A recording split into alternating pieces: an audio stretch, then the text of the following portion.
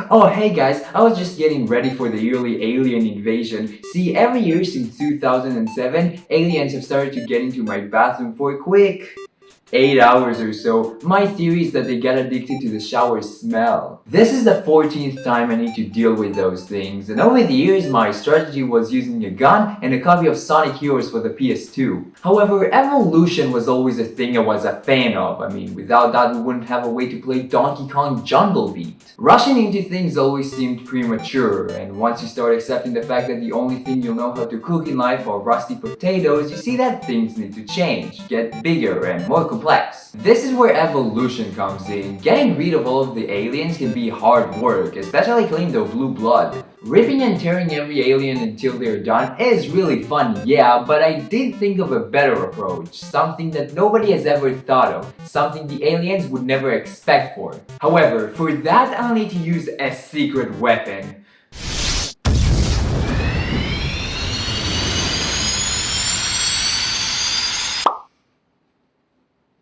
I call it a wall. First-person shooters are one of the most popular genres in gaming history. Well, when I searched it up on Google, it said shooters in general, so really it can be anything. Wait, so does that make Persona 3 one? I was always bad at these things. Maybe it's because I played most of them with the controller instead of a mouse and keyboard, but even now I can't call myself a veteran. I was always a platformer guy. See, if you give me a plumber traveling around the world, then I'll sleep well that night. However, if you give me one of these titles, then I'll ask, am I supposed to eat this?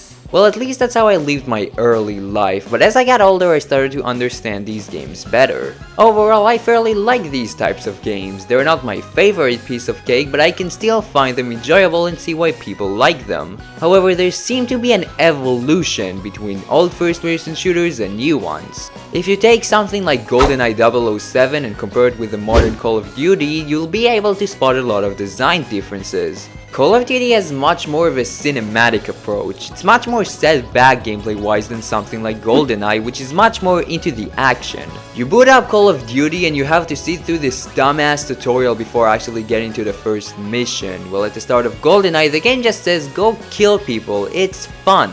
I am not gonna be the one to judge. Between both of these games, there was one title that changed everything. And I always knew that the aliens were connected to this somehow. I mean, all the clues are connected. Every year I'm being attacked by aliens with shower addiction that uses their chibi voice as the usual weapon. If that doesn't tell you there's something weird here, then I don't know what does. The ones behind this evolution are Microsoft in 2001, showcasing the original Xbox for the first time, and in 2001 my reaction to this was,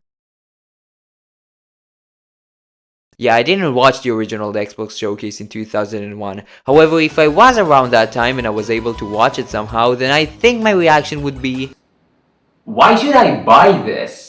So the original Xbox came out in November of 2001. However, a year before that, the PS2 came out and dominated everyone, so much that Sega went out of business. And while it may seem like only a year isn't enough to gain a real momentum, and you will be correct if you thought about it, after 2006, because the amount of great games that the PS2 had is literally crazy. Games like Jak and Daxter, Gran Turismo 3, Final Fantasy X, Silent Hill 2, Ico, Metal Gear Solid 2.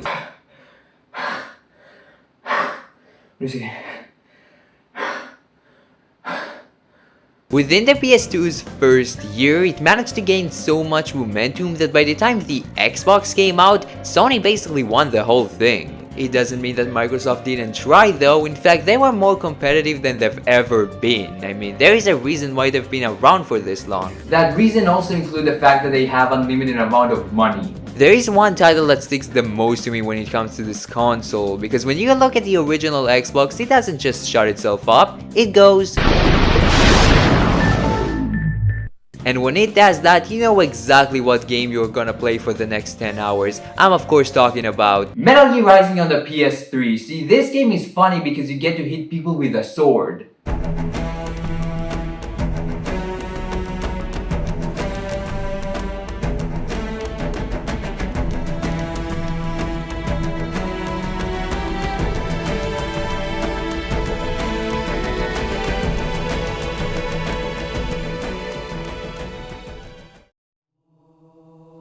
Halo Combat Evolved, one of the most influential games of all time, the game that changed first-person shooters forever. Developed by Bungie and published by Microsoft in 2001, Halo is one of the most praised upon and critically acclaimed games in history. At his time, Halo was huge, selling over 5 million copies, or at least that's how much I think it sold, because when I searched for an answer, the results were always inconvenient. But this game came out in 2001, almost 25 years ago. The fact that people still talk about this game is mind-blowing, like just how well did this game age? So the two main things that we're gonna test today is how did this game considered so revolutionary back then and how well did it survive the age of time? We're not playing the original Xbox release though, because when Halo was celebrating 10 years, 343 Industries released the game as Halo Anniversary to the Xbox 360. However, this is also not the version that we will be looking at today. Instead, we'll be looking at Halo the Master Chief Collection, which cranks up Halo Anniversary in 1 and 2, Halo 3, Halo 3 ODST, Halo Reach, and Halo 4 all together.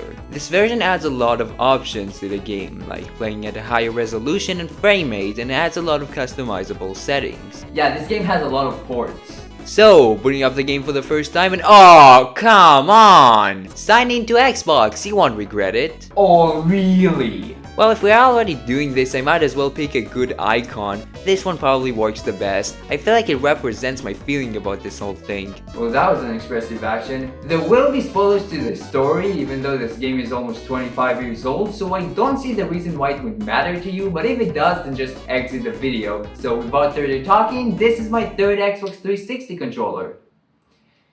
Yep. Just wanted to point that out. So the game starts in the Pillar of Autumn, which is a Crusader of the Halcyon class. Don't worry, I've also got no idea what that is. The Pillar of Autumn carries Cortana, an AI that carries a lot of important information. The people on the Pillar of Autumn are protecting Cortana from the Covenant, an alien race that wants to do something with Earth, I think? I don't know, the game doesn't really tell you the Covenant's motivation outside of them being the bad guys. Later, the Pillar of Autumn is being attacked by the Covenant. Captain Jacob Keyes summons Master Chief, who is tasked to get Cortana out of the Pillar of Autumn. After fighting the forces of the Covenant, he manages to escape and get to the ring world nearby. Immediately after landing, Master Chief and Cortana try searching for more survivors. This is also where they find out that Captain Keyes is held in the Covenant cruiser known as the Truth and Reconciliation. When they find Captain Keyes, he tells them that the ring world they are on is called Halo. Oh really? I thought it was called Xbox because of its shape. They also realize that Halo is a weapon, and whatever it does, it can't get to the control of the Covenant. Keyes command Master Chief and Cortana to find what Halo really is. To find that, they need to get to Halo's control room, but first they need to get to the map room called the Silent Cartographer. After finding Halo's control room, Master Chief plugs Cortana into the Ring World system, where it's revealed that Halo was built by the Forerunners, an ancient alien race that existed 800,000 years ago. Cortana also finds out that there is something dangerous in Halo's weapons cache and orders Master Chief to stop Keyes from getting there. As he gets back out of the control room, Master Chief encounters a new enemy, the Flood. No, not this one, these things! The Flood is yet another alien race that attaches itself to sentient creatures and turns them into more Flood. You can basically think about them as the clickers from The Last of Us. After releasing the Flood, Master Chief meets 343 Guilty Spark, an ancient AI that the Forerunners built. Also known as Navi Stop Bitching. Guilty Spark wants to stop the Flood and recruits Master Chief to destroy it. They go to a place called the Library when Master Chief gains the Activation Index, an object that allows him to activate Halo's defenses. But while Master Chief was at the library, Cortana learned about what Halo really is. Halo isn't the only one of its kind, as there are 6 more ring worlds that the Forerunners built, but most importantly, Halo is designed to wipe out the entire galaxy and everything that's in it. Before activating Halo's defenses, Cortana tells Master Chief that if they can go to where the Pillar of Autumn crashed and detonate it, the explosion could destroy Halo. Before that, they need to get to Keyes' neural implant. However, when they get back to the Truth and Reconciliation, they find out that the Captain is dead and killed by the Flood. After taking the Captain's neural implant, Master Chief and Cortana go back to where the Pillar of Autumn crashed and detonate its reactor. They were barely able to escape all of the destructions. They find a ship that they managed to lift just in time when Halo explodes. Did anyone else make it? Scanning. just dust and echoes. We're all that's left. We did what we had to do for Earth.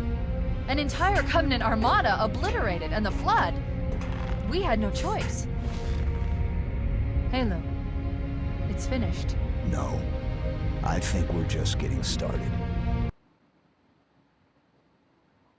What the fuck? So yeah, this is Halo's story. Did you catch it? No. I think the story in this game is pretty good. Sure, it doesn't have the most compelling characters or the greatest twists, but it does what it set out to do and does that well enough. It's a story about mystery and discovery, when over the missions you learn about Halo and its origins. When you understand the story, that is, because understanding whatever is going on in this game is a challenge by itself. To even explain the story, I had to watch like 3 videos talking about the game. Halo's story doesn't tell you everything you need to know. Hell, even in the timeline, the original Halo comes third after Halo Wars and Halo Reach. So how are you supposed to know all this other stuff? Read. Yeah, I know this world sucks ass. The original game came with a manual that explains everything the game has, including characters, weapons, the Covenant, you name it. It is kind of lame that most of the game's backstory is preceded by the manual and not through the actual game, but what the game does have to show you is much more important than whatever the manual has to say, and either way, there isn't any character development or something like that. The setting is interesting and the characters are charming enough to hook me in, and I think that's what really matters. And it's way better than Assassin's Creed, so I'm all for it. What Halo gets all of his praise for isn't his story, but instead his gameplay, so let's see what makes it so awesome. The controls in this game are pretty good. Overall, Master Chief feels responsive enough, however he does lack in some key features. Most notably is the sprint button. You can't run in this game for some reason, which just feels weird, especially because of a lot of the level design feels like it was designed if Master Chief was a little faster. Another thing that Master Chief doesn't have is a grappling hook. Apparently it took them until Halo Infinite to get this one right. Shooting feels great. Your weapons have a lot of weight to them that a lot of new games don't have. It feels powerful when you shoot your guns, but it doesn't come with the problem of feeling too overpowered. See, they always say they can kill you, but what if their guns are stuck on the wall?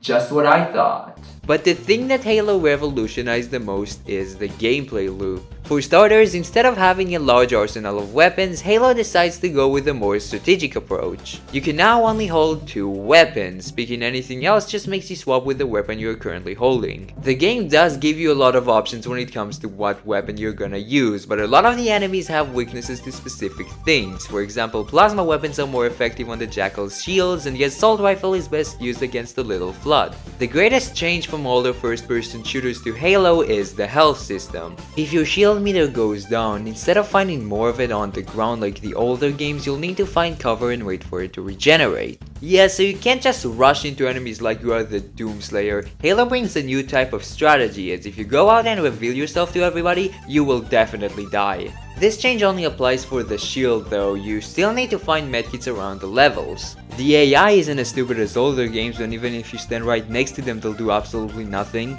Well, I mean, it's not like the AI is much better here, but the point is they can actually shoot you. So whenever you feel like the enemies did too much damage to you, get a cover and return to the fight when you're fully regenerated. This change makes you think much more on how you're going to approach combat. You need to think more about the enemies, who to attack first and with what weapon. All of these changes bring a gameplay loop that is much more different than everything this genre has seen before. Fights feel very interactive and exciting, and I really like how they play out. You also have a barrage of enemies to fight against. First you have the grunts, which are those little weakly bitches. They are supposed to be the base enemy of the game, but most of their purpose is to scream very loudly after I bitch slap every one of them. I also like that if you kill their leader, they run with their arms up like somebody is telling them how much they stink because they miss a day in the shower. I'm saying this because I've seen them in the bathroom.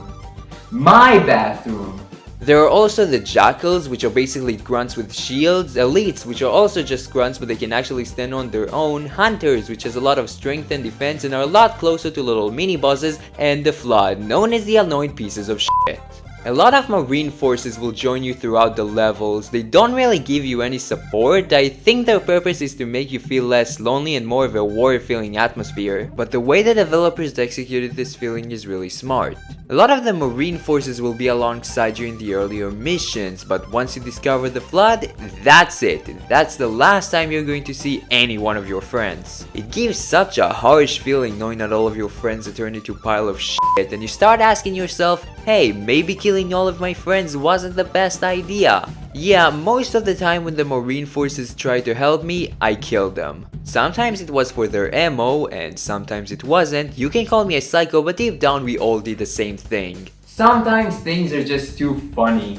The graphics in this game is something that I found really interesting with Halo Anniversary. The original game looks pretty good and I still think that it holds up to this day. Sure, models look a little blocky and textures can look like somebody chose the color brown and called it a day, but the game has this Prime feeling as if you're playing Metroid Prime on the Switch. The graphics feel really iconic, but if you go to your keyboard and select tab, well, you get to the future. The future 10 years ago to be specific. Halo Anniversary brings a whole new look to the game, with new textures, models, sound effects, everything. This is a really good option for those who don't like the original look of the game, but I also really appreciate the fact that they still kept the original graphics instead of only having the new look. In most of these remasters, they only give you the updated graphics, which in some cases can look really bad, like in Sonic Colors Ultimate or in the GTA Definitive Editions. And I'm saying this because the new graphics in this game sucks.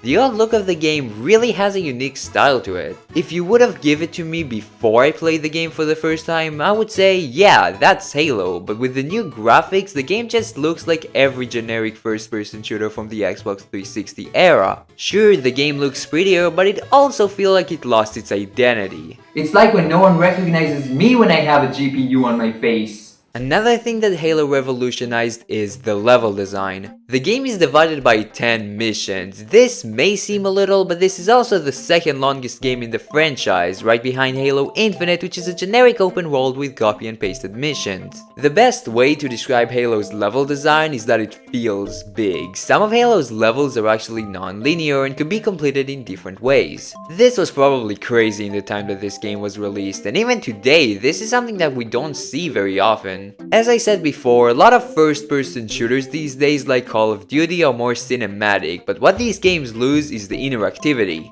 These games are half on rails to me. Sure, they can be pretty fun and have a lot of cool set pieces, but you can literally get more gameplay in Sonic and the Secret Rings than this. I've never said it had to be good gameplay. Halo has a lot of these set pieces but never loses his video game spirit, and a lot of that is thanks to the open level design. Until the game says, you know what, fun's over, go kill 1,000,000 of these flood things in an endless amount of repetitive places. What the hell? I thought this game was good.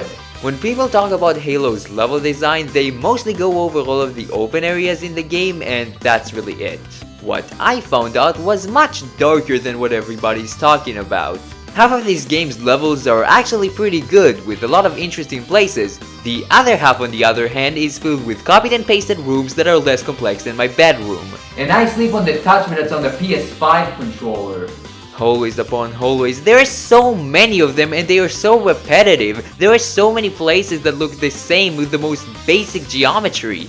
Most of this comes from the later missions in the game, primarily after you discover the flood, but even before that there are a lot of rooms that look exactly the same and really don't have any reason to be here. It definitely doesn't help the fact that a lot of the missions take place in the same locations as other missions. You know what, let's do a quick test to show you what I mean. Here are 2 locations that take place on the mission Halo. Now here are 2 other locations, but this time they take place in the Truth and Reconciliation. You guys are falling for my greatest trick. So while this place is from the Truth and Reconciliation, this one is actually from the mission Keys, way later in the game. This happens more than you think, with more missions looking alike. Now it isn't the worst thing out there, the gameplay is still pretty fun and doesn't get old too much, well, most of the time. I'll still consider Halo's level design pretty good, but it does have flaws. The open areas are definitely where the game shines, but to be honest, there is so much they could have done with these ideas. A lot of these places have barely anything. It still is fun to go and explore, but I just feel like they barely scratched the surface with this idea. Well, that didn't work as well as I thought. Halo isn't only about the shooting. Vehicles can be found across the levels to mix up the gameplay. They can mostly be found in the more open areas of the game and are used in the really big fights or to simply travel around. The Warthog is the first vehicle you're going to control, and it is just fine. It is mostly used to travel across large areas because without it, Master Chief is an absolute turtle. Yeah, the lack of the sprint button makes vehicles like the Warthog essential because without them you are as fast as Big the Cat. With the Warthog you get 2 other Marine soldiers, but the biggest complaint I have with this thing is the controls, more specifically the way it steers. Warthog steers to where your camera is. It's not the worst problem in the world if you're using a controller, but if you're using a mouse like me, then these things drift so much and controlling them becomes a pain. Ghosts are basically just alienated warthogs, but controlling them isn't as much of a pain. Banshees are if ghosts will be able to fly. They are super fun to control. But how can we talk about Halo's vehicles without mentioning the ultimate war machine, the tank? The tank destroys everything in its way with his enemies, vehicles, yourself. Damn, this thing really means business. There is something about tearing through everything you see in such a short but big attack. It makes you feel so badass.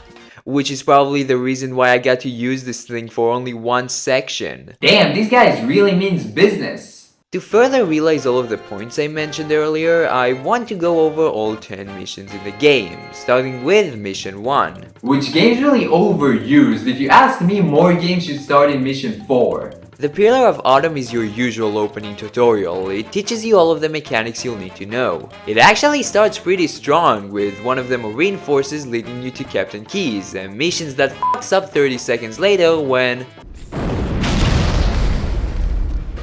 Yep, so this is where everything is going to hell. You don't have any weapons at this point. Most of what you do is sneaking your way out of all of the Covenant while you see every one of the Marine forces die. After you get to Keyes and he commands you to escape the ship with Cortana, you get a weapon and start fighting back.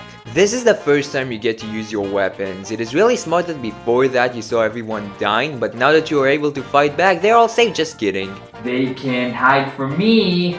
The second mission, Halo, is what I consider the real start of the game. After crashing down to the ringed world, you get out of the ship and see this open landscape. I gotta say, it has such an impactful feeling, like you just step onto an open world. The mission itself is about saving all of the Marine forces. Pretty weird that we need to do that. I thought I already killed all of these people on the Pillar of Autumn. Next is the Truth and Reconciliation. It starts off with you stealth taking all of the Covenant and then going to the Covenant's ship.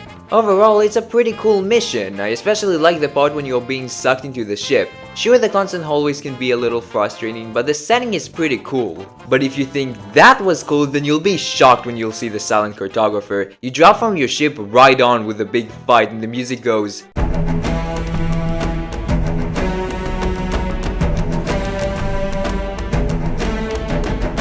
It's so epic. It's like Master Chief is saying, yeah, no, it's time to kick some Covenant's ass. Wow, Master Chief must have really suffered from shower abuse. This is another open mission, but instead of finding survivors, you're supposed to find the silent cartographer to lock in the control room. This is probably my favorite mission in the game. But this is also where things go downhill, starting off with the 5th mission, the control room. I am really conflicted about this one. On one hand, I love the snow setting, some of the environments look really open, shootouts feel nice, and it even lets you use the tank, so bonus points for that, of course. On the other hand, this mission is so repetitive. It has so many rooms that look the same, so much filler, and it's so long. It took me almost 2 hours to beat the whole thing. And before you say that I just have a skill issue, I just wanted to tell you that you're right. And I beat the perfect one in Super Mario Galaxy 2. The 6th mission, 343 Guilty Spark, starts off when you search up for Captain Keyes. This area is not the longest thing ever and really only here for the weapon cache when you first encounter the Flood, also known as one of the greatest twists in all gaming. When you first enter the weapon cache, it's all bloody with a lot of dying Covenant. Even one of the Marine soldiers is... oh wait, no, I killed him. He should have used a grenade before I came. It all comes to this door. When Master Chief opens it, one of the Marine soldiers falls into your hands. You watch this video of Keys and the other Marine soldiers getting attacked by the flood. Well, watching is a little bit of an overstatement because I bet anybody can see what's going on. And after that, you hear this sound and holy shit!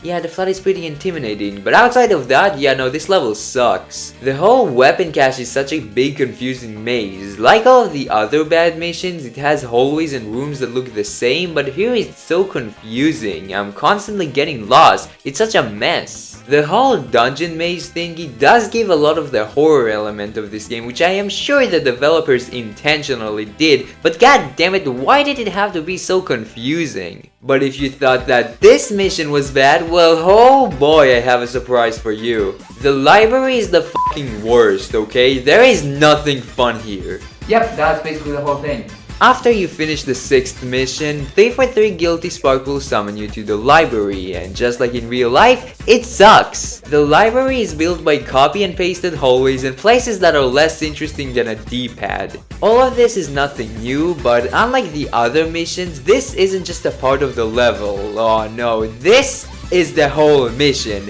Yes, the whole mission, and oh my god, it is so boring. It feels like the developers needed to make the campaign more than 10 hours, but all they have was filler, and it all went to this stupid ass level. But guess what? It gets even worse. That's what the game said. The only enemy you fight in this mission is the Flood, and it gotta be one of the most boring enemies in the entire gaming industry. The Flood acts like zombies, meaning that the only thing they do is rush into you. That's cool and all, but why are there so many of these things? Sometimes there will be more Flood on screen than more enemies in all of the Dynasty Warriors games. The library's level design was already super boring, but with only the Flood it became even more repetitive. Yeah, but I still have a gun. It gets better from here with the 8th mission, 2 Betrayals. It takes in the same place as the 5th mission, so I'm still conflicted the same way about my thoughts on this level. Instead of using the tank, you use the Banshee. I prefer the tank, but the Banshees are still pretty cool. Second to last is Keys. Yeah, I know it's one hell of a name. At the start of the level, you can't see anything. I use the new graphics as a flashlight because you can barely see anything in this part of the level with the old graphics. It is pitch black, and the only way to actually see something is to switch the graphics. You get back to the Truth and Reconciliation again. I never liked that the game reused level design, but this level is so short compared to the others that I really can't mind it.